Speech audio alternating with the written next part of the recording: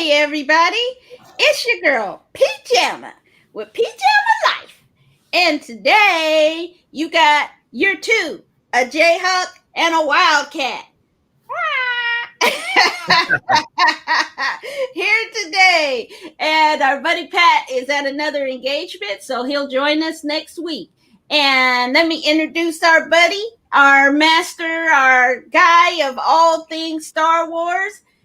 Say hey to the people, David. Ha! Ha! Is that what a Jayhawk sounds like? We could have just said a meow. Hello. Hey, everybody. Great to be with you. I hope you've checked your flux capacitor. You've nuked up your DeLorean because we're going to party like it's 1986. And I'll tell you a little bit more about that here in a minute. But, we're going to have some fun. I'm going to be dropping some 1986 trivia throughout the night. I'll tell you what. Well, today we have a roster of things to watch. I don't know if they're good or bad. I have my thoughts. But we have Malignant and Netflix, What If, the penultimate episode. We also have Impeachment and 9 Perfect Strangers on Hulu. So let's start with Malignant from James Wan. That's on what streaming service is it on? What is that? Hulu. I'm sorry. It's all blank before Sydney's parents adopted me. No. I saw him murdering her in her house. I can't tell you how long I've waited for this. What? Mom, what do you know? Don't even try.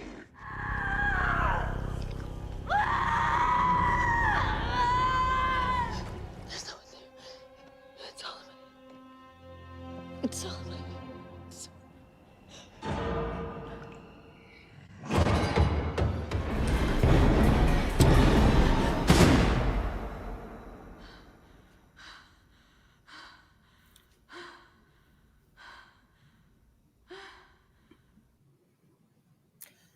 Okay, I'm gonna let you start us off, David, with Malignant on Hulu.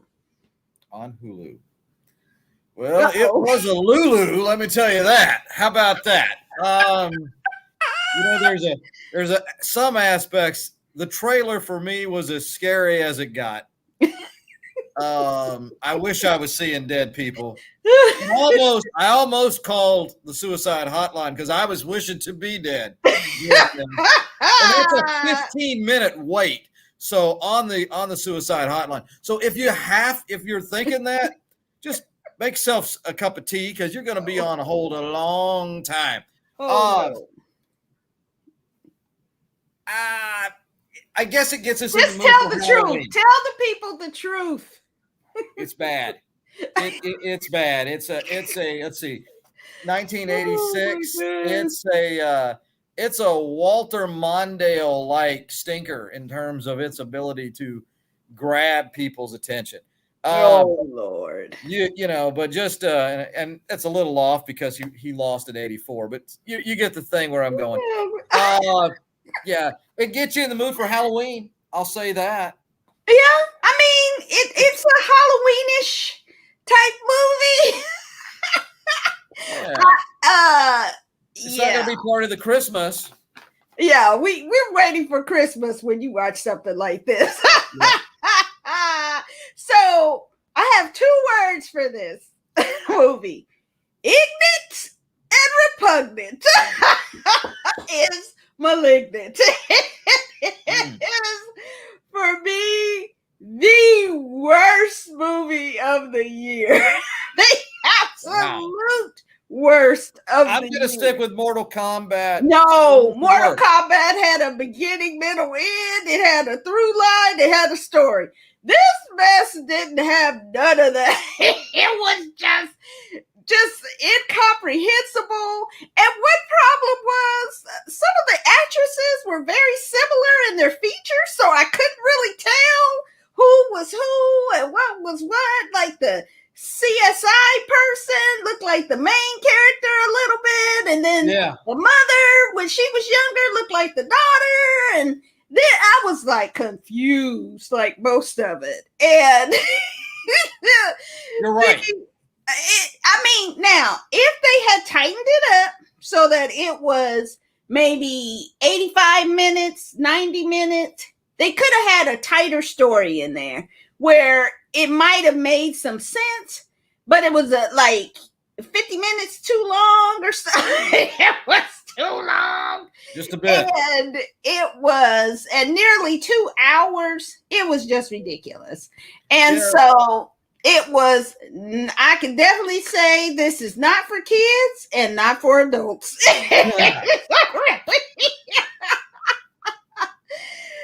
It's a quick review. It's terrible. It's the stinker. It gets the first, I think, of this year. Boo! Wow. Boo! Don't watch Malignant.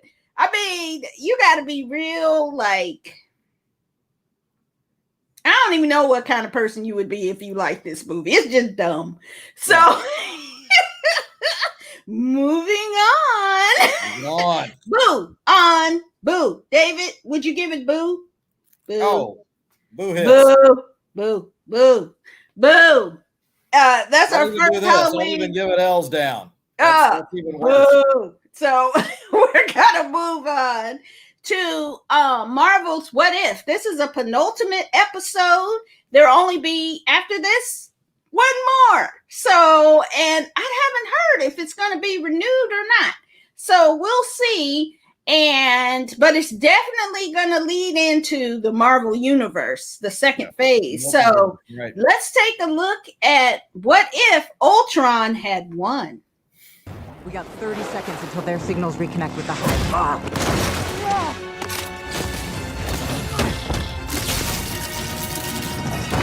All clear down below. We've seen this before. A universe in the final days of destruction. But this particular story, this one breaks my heart. I see a suit of armor around the world. He saw a world of peace.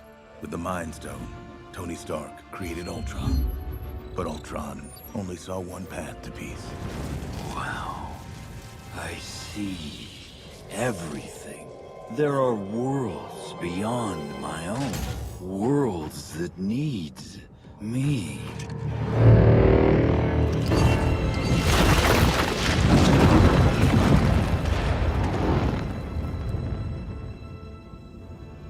I have seen everything that has ever happened, ever will happen, ever could happen, and yet, what the hell is this? There is still hope for this universe. One last hope.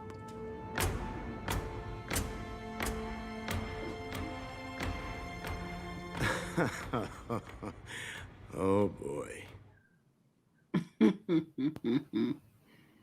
Mwah! On the sneak peek.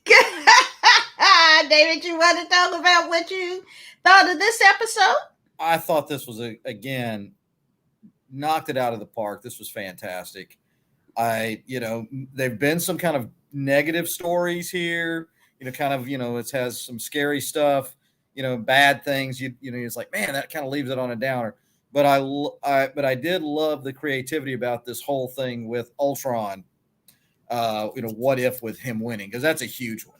And you see just how Tony Stark really on that tightrope from what he could have done and how, his actions and what they've led to. So these continue to impress. And again, I really like this one. Not my favorite, but again, I really, really like this one. What about you? Boo! Now, I'm probably in the minority on this one because it was not my favorite. I just didn't like it. And it's because it's super dark too. I'm just not a fan of this super dark. And there were several inconsistencies with the Marvel story. So My first was, okay, the Infinity Stones don't work outside your universe, because as we saw in Loki, they were just paperweights sitting around in people's desks and nobody cared because they didn't mean anything in these multiple universes. So that was a big no for me. And I was like, then that didn't make sense. If the Infinity Stones still work, then it just, this is why I don't like time travel, because everything is just all confusing. And then I'm like, Watu, the Watcher, is a supreme, like, interdimensional being. So how you get your butt kicked by a robot? You are a supreme interdimensional being. Why wouldn't you just pluck the Infinity Stones off of him or wave your hand? Because the Infinity Stones came from beings like this. They scattered these Infinity Stones when they created the universe. He's like a being that created like everything or some universe. So I was like, come on now. You gonna get in a fist fight with well, but at the beginning, you saw him say that, you know, this story broke his heart. So to me, that means that he's still going to be around because he's there to tell the tale. So then it didn't make sense why he said, wait, what? I mean, I've seen everything that ever was or ever is going to be. And I was like, but you didn't see this? That didn't make sense to me. So a lot of it was just kind of a head scratcher. And the darkness of it, I kind of didn't feel. And so our boy Pat will come back next week and probably be jumping up on his table how much he loved it. But not my favorite at all. And I hope they don't end on a kind of downer moment for it too. I mean, I don't think they will. I don't believe they will. I don't know, because this will definitely then be the bridge to the next movies and the next shows that are coming out, like the Eternals and the the Doctor Strange and the Multiverse of Madness and the Spider-Man one that's coming out. So the storyline will continue. So for me, it'll be very confusing. But you know, what did you think of the Uatu and Ultron battle? Did you like it?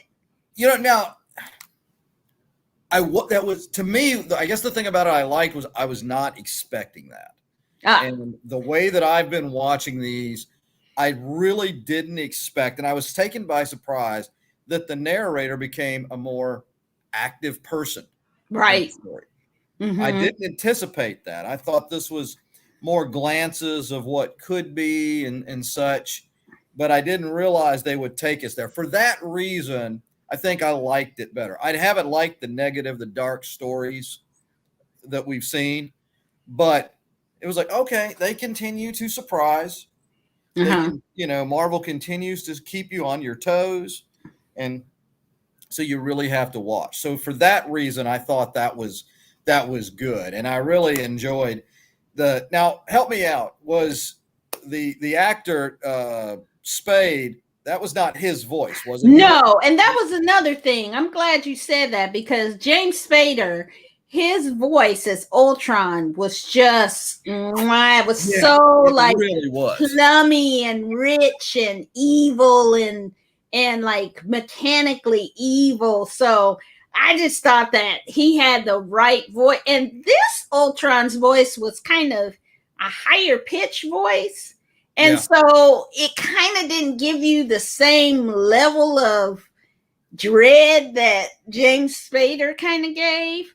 And it was a little like it, but I kept thinking, is this him? Because we've had so many of the actors come back, which you don't expect for animation. Right.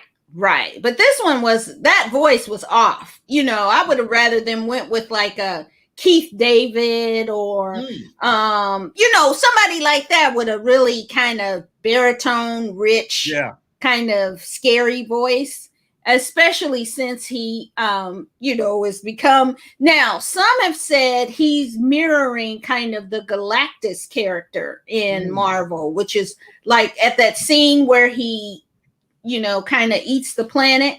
That is kind of reminiscent of Galactus and his power. So that we might be seeing that. If we see Galactus, that might be an entryway for them to bring in the Fantastic Four too.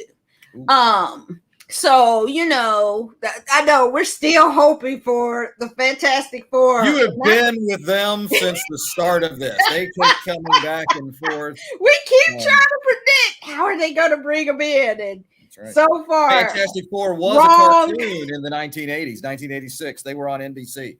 So I have to throw that in just as a. And Larry Houston was one of the producers on that show. So our guest and our good friend Larry Houston did have a role in that show. So PJamma Life is 6 degrees from Marvel, baby. We're 2 degrees from Marvel, people. 2 degrees. All right. Okay, so kind of not our favorite, but definitely one you need to watch because this is definitely going to play into the future of Marvel. So check out What If. Okay. So let's go to our next one, which we didn't get to last week, but is a something you should watch, 9 Perfect Strangers on Hulu. I love you. The new book is fantastic. You're fantastic. And you're going to have a fabulous 10 days of Tranquilla. Yes, I know. It's the market. Romance is taking. Part of the healing is finding the wound. That's why you picked us, right? We complement each other's demons. Did she give you any idea what to expect? Suffering. What's that? Blood draw, standard practice. They're on their hands and knees. They're begging to be saved. Start the protocol. We will all die here. Is Masha batshit or is she the real deal?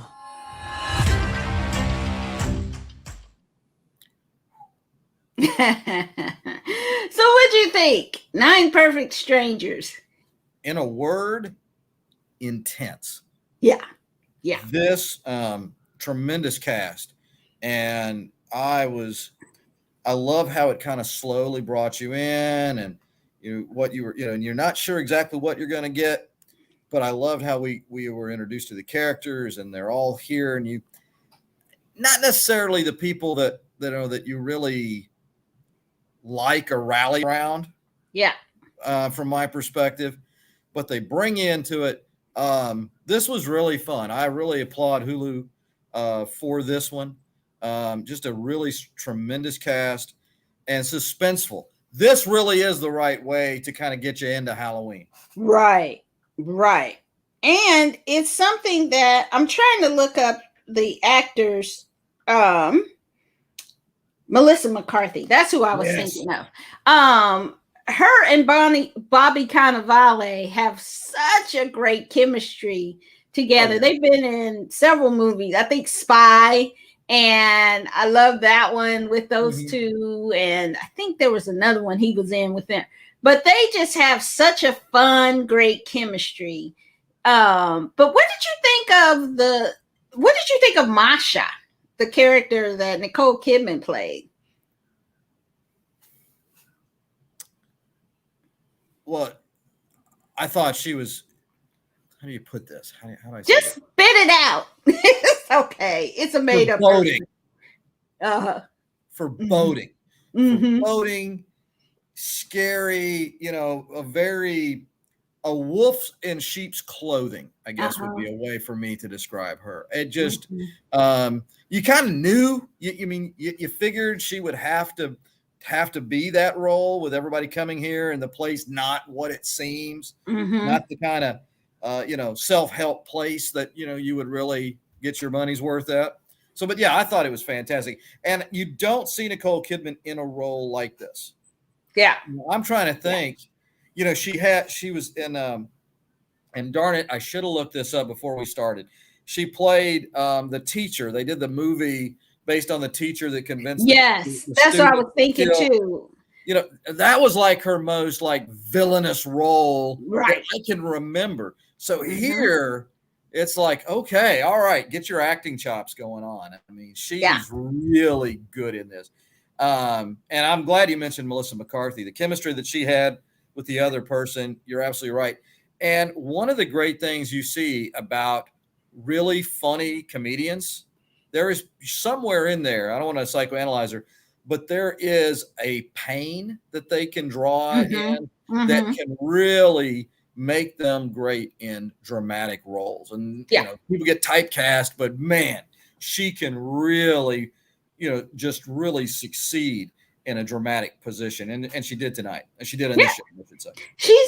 She's just fantastic. And I love to see her play opposite of her type. And now she doesn't have a type because she could really do it all. She does act, she does drama, she does comedy, she does broad comedy, she does, you know, she just can play. I think she's a romantic lead in this movie, The Starling, I think. So, I mean, she can do she's a wide-ranging act. In addition to being an executive producer and writer, and, you know, she can do all the hats. She's amazing.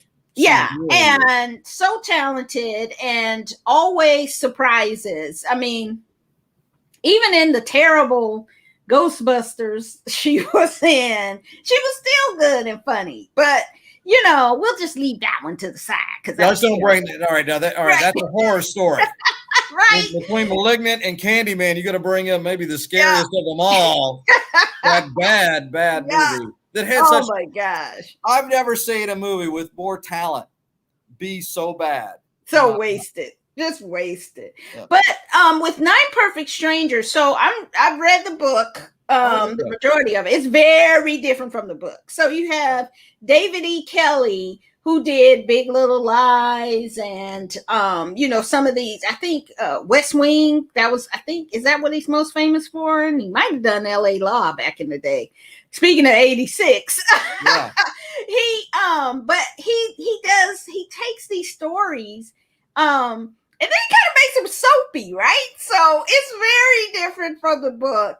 And I think that in some ways it's better because it modernizes it in a way that the Leanne Moriarty didn't. Okay. And I think that, but you still get the essence of the characters. And so what I really liked was that each of these people were damaged. The only thing was a miss for me was the couple, Ben and Jessica.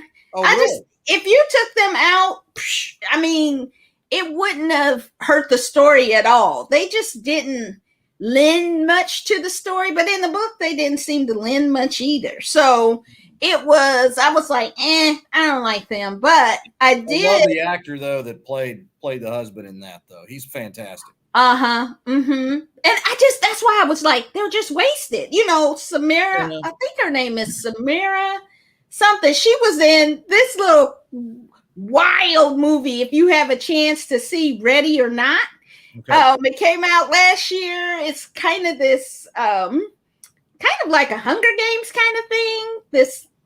But she's fantastic in it. When I saw her in it, I was like, I need to look out for her. She's really good. And she's almost completely unrecognizable with, like, they gave her fillers and they, you know, plumped up her lips and they, you know, made her into this really poignant character about the dangers of social media and how it's turning people on themselves. You know, it's ruining people's perception of themselves and what they had offered. So I don't know about those two characters, but I did love, but then the whole triangle relationship that's there, I was like, what?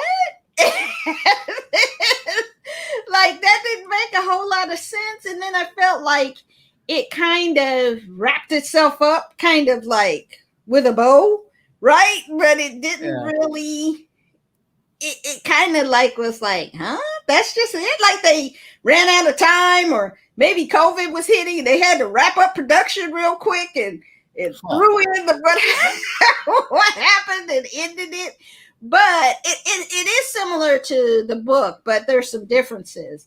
But I say all that and people are like, I guess you didn't like it. I did like it, but it was just some things that I'm thinking of. I was kind of like, I would have done it differently. And they did make it a little bit too soapy, but that's what made it fun too. But the whole I think it's an interesting point about these new psychedelics and these new treatments like ayahuasca, which is really big right now, and LSD, which has been around, a long time, but they're finding that it is having some impacts on schizophrenia and some other things, helping with depression, not schizophrenia, Lord no, but like with depression. It cause a little bit of schizophrenia. Yeah, to be honest. Depression. Some things. So, MK Ultra, the Unabomber, right. and they don't talk about it, but marijuana is microdosing, and helping people with their moods and their emotions. So there's something about this that's coming true, but I think we still need a lot more study, and that the government is not allowing researchers to study these drugs for treatment purposes is something I thought they addressed very well. And maybe we'll see some different things happening over these next few years. So it was definitely, if you are kind of pro drugs, this is for you. If you are kind of pro, and I'm not talking about, hard drugs. This is like drugs that for a medicinal purpose. If you're medicinal purpose, we got you. Sure. Yeah. And you like soapy dramas. I mean, you get soapy drama, you get a family drama, which I really love the way they did the story of the family, right? Because that was a very sensitive kind of topic, but they really did such a wonderful job with it. What did you think of the family part of it? No, I like family story. Yeah. I agree with what you're saying. And I really thought that the young lady played the daughter. I thought she nailed it. Yeah. She just came across, and I love those initial intros of the people because it really set the stage with who they are and where they were going in this. And I love the little girl. I thought her, not that little, but what I'm saying, the young daughter. Yeah. Good at interacting. But I thought it was fun. And the one person I just thought they didn't, I don't know, it was just weird. Carmel, right? That just came out of left field. And I was like, huh? What? Well, let me ask you with that, because I was kind of thinking the same thing. From your perspective, how did that mirror the book? I mean, did that kind of come out of left field in the book, or and I'm not that far. Okay, fair enough. So I have to see. I think there is that element of that in where I've read up to so far, but I don't know if it went all the way there. So, but it went way left, and because she in the book didn't have that same skill set that she did in the movie. I mean, in the series, right? So that whole, I don't want to ruin it for people, but it wasn't, that whole storyline of Carmel's changed significantly in the book to the show. It was more like the what if. Yeah. It was like, huh? What? So it's and I don't think they did the character well. I mean, if you look at it as kind of a soapy drama, then that fits right in, right? Yeah. And because I was like, okay, so anyway, it was just a little bit too soapy. Carmel's storyline was a little too soapy, but I mean, it was fun. But I really liked how the characters ended up. Yeah. I thought the final montage was really nice to see. I just wanted more. You know what I mean? I just wanted more. So I definitely think it's something people should watch. What do you think?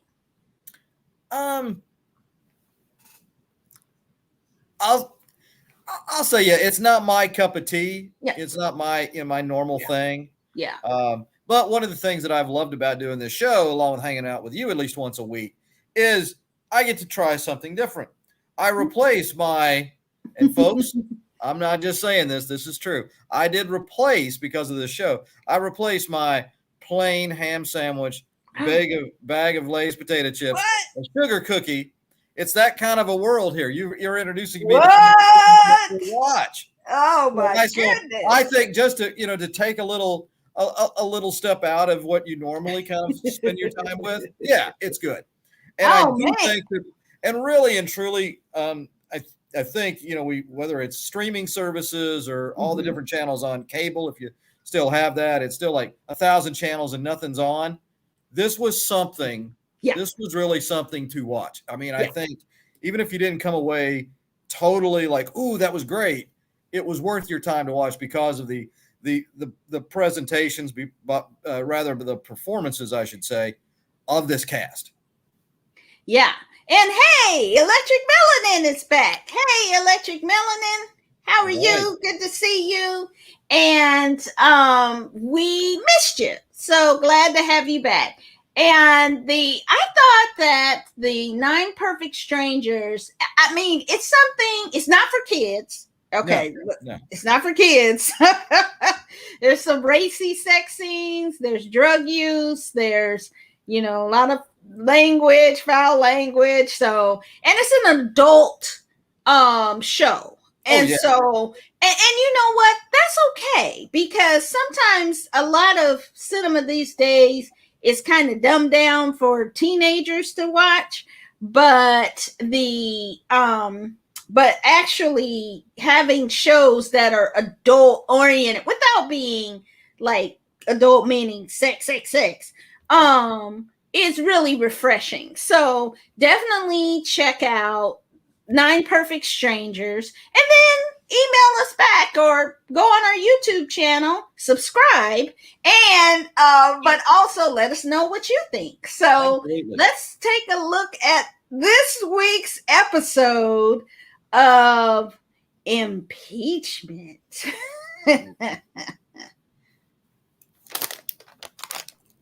Monica. Oh, Lord. Good job. You get to travel the world with DOD. Why would you want to come back here? He's the president of the United States. He should be able to snap his fingers and make this happen. I know he's trying for a while.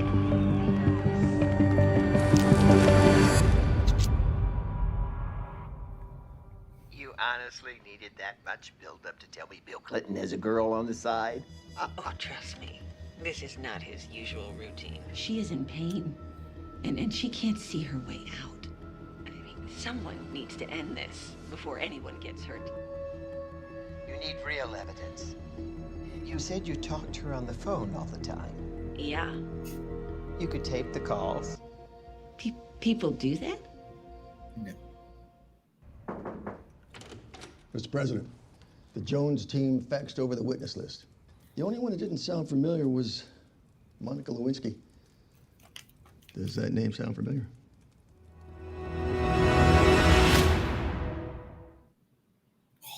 OMG. What you think? You got your popcorn? Oh, man, I got the closest thing to it. Oh, my gosh. This is just fantastic on so many levels at the same time of being gut-wrenching. Yeah. I love watching this, mile-long pile up on the Beltway of cars, of this destruction of humanity, because that's what it really was on so many levels. I've said it a lot. Great performances. We saw great performances in 9 Perfect Strangers. We're seeing great performances continue with Impeachment. I love how the story has progressed. I didn't know how we would get to some of the things, the infamous blue dress and some of that, but really was good. Now, obviously, Linda Tripp has passed, so I mean, she's not here to defend herself. I don't think she has a lot of room to defend herself if she was here. Yeah. Another person who can't defend himself is Vernon Jordan. And I gotta tell you, wait a minute. I just didn't believe that. I did not believe that he would have done that like that. I was not. I didn't believe that. I was like, okay, now they done went too far. I don't believe Vernon Jordan would have done that. Just blatantly like, nope. I could see him. Well, 2 things. One, I don't know because I don't know. The other is I know that in one of the testimonies where Bill Clinton, and we've seen the transcript where Clinton spoke in court, and granted, he's perjured himself once, under oath, so question Bill Clinton. But, he said, he was asked, well, what do you and Vernon Jordan talk about on the golf course? Well, I'll clean it up for everyone's ears and my mouth so I don't get soaked. He says, well, we talk about, attractive young women. He didn't describe them in that flattering a way. I can totally see men in power doing that. I can certainly see there's no way that he took a meeting with somebody at the request of Bill Clinton, and since they're friends, and didn't say, well, Bill, why am I talking to this young woman who is so young and who has no real experience? And I'm sure he said, well, Vern, let me tell you what. And I can see it. I can see it as buddies. I can see it for that. But it really, and again, Vernon Jordan's not here to defend himself, God rest his soul, but it really made him to be just another vile character. And see, that's what I have a problem with. I just don't believe that Vernon Jordan, as a lawyer, okay, so I'm sure Bill Clinton told him, I got to get this girl out of here. We had a little situation and, can you find something for her, bro? And he'd be like, yeah, bro, no problem. Okay, so if you have that context, Vernon Jordan is very powerful, very much an excellent attorney. Oh, yeah. Do you think that then he would jeopardize knowing what this girl, they said the girl is crazy, that he would just pat her on her ass on the way out? I was like, nope. I totally do. I was like, nah, he wouldn't have done that. No. Well, I'll tell you this, not Vernon Jordan's story, but I know a situation. We're on one of those nice, high-priced law firms on K Street. One attorney, one of the partners, was there in an elevator with an employee, didn't know the person very well, grabbed them in the elevator. Oh, well. And I will say this. Was it Vernon Jordan? No. I don't know. This is not a Vernon Jordan story. Yeah, do powerful men do that? Powerful people will do certain things. Now, this guy, to this law firm's credit, he was out the door. As soon as that person said something immediately, like within an hour of that, and that person actually was let go. And I applaud. That was a partner. And it was like, boom, you're out. But yeah, I totally believe that if a woman who was being brought to his office under those auspices, I have no doubt in my mind he thought he could get away with something like that.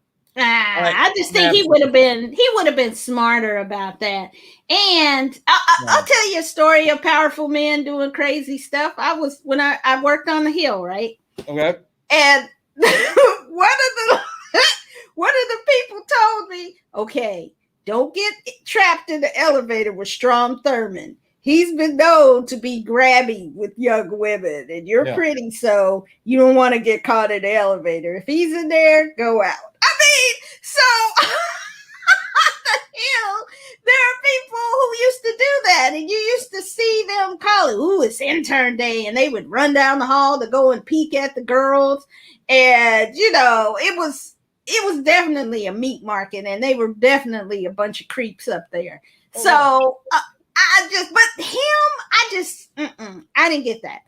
But I tell you what I did appreciate about this episode was how obsessive they allowed Monica Lewinsky to be. I mean, you could see it wasn't just your normal run-of-the-mill kind of, young girls attracted to an older man. She definitely had some obsessive kind of qualities and over the top and just kind of, she had some problems. And to her credit, I will give this to her credit that she allowed that to be shown. She didn't have to let them go that far, but she said, this is how I was at that time. So I want to show, just who I was then. Now, that's not saying she's like that now, 25 years later or whatever it is. She's grown from that. But to her credit, she did allow them to show how completely obsessed she was with this man. And it wasn't a good look either. No, so it's not. And it's also, and it's really very much a case study in the problems of infidelity.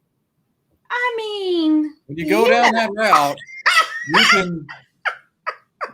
And this is not a new story. This is what happens when you get with a married person. Right. So they're not going to listen. They rarely, if ever, leave their spouse. And she really thought the president of the United States with the first lady was going to leave the first lady to be with her, or going to have her around the White House. And it's already a problem. She's already become a problem. So, but Linda Tripp, I have to say, they tried to give her a little sliver of redemption too in this episode. I was like, did she really think about it? Now, that speech of her, and I think they caught it on tape too, one of the tapes of her saying, I'm sick of you. I'm sick of this. This is ridiculous. Stop coming to me with this. And I completely understand. Can you imagine having to listen to this day after day, week after week? It is heartbreaking. And you would be like, girl, just leave him. I mean, this is really stupid. Yeah. So, but her motives, still, I think she kind of thought she had the right motives, but she also has very self-serving interests. Oh, totally. You can't do it again. It wasn't pure, but I tell you who acted, and I love Margot Martindale as the book editor. Oh, yeah. They're both two snakes. And I absolutely love that woman. I mean, she is an actor's actor, because whatever role she is given, she becomes that person. Mm-hmm. And I think for a lot of her career, she was a neighbor, she was an extra, she was comedic relief as some Southerner. Man, she is great. You see her in The Americans, boom. See her in Secretariat, boom. You see her here, wow. She just it's like a metamorphosis. She gets into a cocoon, and when she comes out, she becomes that character. I absolutely love her talent. Mm-hmm. She is a wonderful, wonderful performer. Really. And can hold her own with anyone. I think, was it August Osage County? I think she was with Meryl Streep in that one. Yeah. Oh, yes. She was fantastic. Yeah. And, her career from being a supporting player, now she's, really elevated since then. And so, but she is just a creep too. But she, she's like, hey, she knows the deal. She knows, she just is like, look, you know what you got to do. Don't be coming to me with this bullshit. You get what I need, and then you'll get the book, so she's not allowing Linda to have this kind of view of herself as a, altruistic, caring person. She's like, bitch, I know who you are. Just give me what I need. Yeah. I'm not even telling you. You know who I think is really fun in these episodes, and I don't think we saw her quite as much this one, is the lady, the actress who has to play Linda Tripp's cubicle mate. I get a kick out of that lady, man. Nothing screams government like this lady. And just how they have to interact and how Linda is like making noise with her food. Because let me tell you, I'm a little loud in my cubicle. So much so that when I told people that when COVID started, my wife redid her passwords because we're having to work together at the time. She renamed her password "David is loud," and I got so many amens from my colleagues who've had to suffer with me for years because I got a big mouth and it's loud, and so. But I do remember think I sat next to you on the other side. I didn't realize how annoying I was. Well, I must have been somewhat charming because here I am 25 years later. So, I ignore a lot of things. No. I know you do. You're a better friend than I deserve. That's for damn sure. But I thought that lady, just from a government inside perspective, I thought that was fun. I really enjoyed it. And the way The Office, somebody slipped her that note of, I was like, that's some petty stuff that goes on in the government. It can be very in a lot petty. Of cubicle farms, but yeah. But, oh man, and here she was. Just think if she could have maybe given Gerald McRaney a tour, she might not have done any of this stuff. Exactly. But they're jerking her chain, right? Right. I don't even know if Gerald McRaney was really what I mean? They're just doing stuff to jerk her chain and try to get her to quit or something. But she's been around. She knows the game too. So she's trying to be cagey. And my thing is, look, she's just being played perfectly by the actress. I mean, she really is, because it's very difficult. And she said she was just in an interview with Kelly Ripa and what's his name, Ryan Seacrest, and she was like, she got taught how to walk like her and her talk like her the way she speaks and everything, because she kind of takes on this whole persona.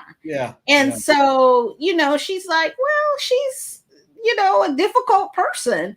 But I think it's interesting, Linda Tripp's children say she would have loved this characterization. I mean, she would have thought it was fantastic. So I just think we'll see. I don't know. Maybe she mellowed running that Christmas store and that quaint hamlet of Middleburg, Virginia. I don't know, man. I mean, it's a lot better than John Goodman playing you. That had to hurt. That had to hurt. Yeah. That's all. Man. Well, remember, didn't Chris Farley play Chelsea Clinton? Did he really? I don't remember I that. think so. So, they don't, I know he outdanced Patrick Swayze. Ooh, and speaking of which, let me tell you something that people need to watch. Curse of the Chippendales. That's on Discovery Plus. If you have that, so fascinating. But when you said Patrick Swayze and I said Chris Farley, which is the Chippendale sketch, is like one of my all-time favorites of Saturday Night Live. But definitely the documentary Curse of the Chippendales, it's wild. And so definitely take a chance to look at that. That's just a little aside. Well, my dance moves, I mean, you haven't seen me dance for a long time, but if you look at you're going to dance like Chippendales? Hold on. I don't want to see it. Brand, I'm talking about, Chris. Listen, we keep our friendship G-rated. Hey, this is the after dark session of the PJamma Life here. Please don't. Somebody give me a light. Just get your popcorn and peanuts out, everybody. And just munch on down. Oh my goodness, that is super hilarious. But yeah, definitely check out Impeachment. I think we're about to get into some of the the court stuff, I think, next week. So definitely check it out. It's a lot of fun, especially for us Washington insiders. Definitely check out Impeachment. And so that takes us to the end of our show. David, you have anything else you'd like to bring up, or? Well, I do. I'm so glad that you said that, Pam. Here it is at 9:50. I did say we were going to talk to you about 1986, and yes, in fact, we are, because tonight it is 1986 in Lexington, Kentucky, as the Kentucky Wildcats have won their first home game against the Florida Gators, 20-13. The last time we did that, 1986. 1982. No, but hey, that's a kind of a long losing streak there. Well, it is. I'm glad you broke nobody it. beats us. We lost to them 31 straight years in a row. And let me tell you, nobody beats us 32 years in a row, and nobody beats us 34 out of the last 36 years. Hey, that's right. Nobody beats you 32 years. That would be like untenable. Exactly. Not sustainable. Exactly. That's what I'm saying. Well, that wraps us up for this week. And David, you want to say goodbye to the people? I do. Thanks for being here. This was another fun night. Come back for Impeachment, What If, and all those great things. What a pleasure it is always to hang out with you, Pam. Thanks for putting up with me and my bad humor. It's always worth a giggle.